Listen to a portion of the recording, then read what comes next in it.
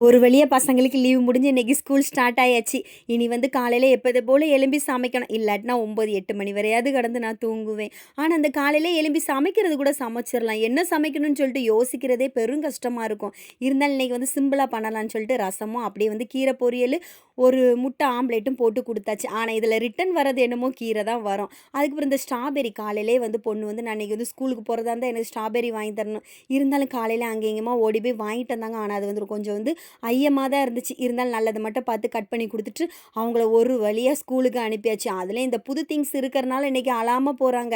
இனி வந்து வர நாட்கள்ல தான் தெரியும் எப்படி இருக்குன்னு சொல்லிட்டு. அதுலயும் இந்த ஸ்கூலுக்கு ஃபர்ஸ்ட் டே போறது வந்து ரொம்பவே ஹேப்பியா இருக்கும். நானும் அப்படிதான். ஃபர்ஸ்ட் டே வந்து ரொம்ப ஜாலியா கதை பேசிட்டு அப்படியே முடிஞ்சிருமா. அதனால வந்து எனக்கு ஸ்கூலோட இந்த ஃபர்ஸ்ட் டே ரொம்பவே பிடிக்கும். இன்னைக்கு வந்து ரொம்ப நாளைக்கு அப்புறம் மீன் வாங்கலாம்னு சொல்லிட்டு நானும் என் ஹஸ்பண்டும் மார்க்கெட்டு போயிட்டு, அப்படியே பாறை மீன் தான் வாங்கிட்டு வந்தோம். மழைனால ரொம்பலாம் மீன் இல்ல. அதுக்கப்புறம் மீன் வந்து குழம்பு வச்சு பொரிச்சு நல்லா சாப்பிட்டோம்.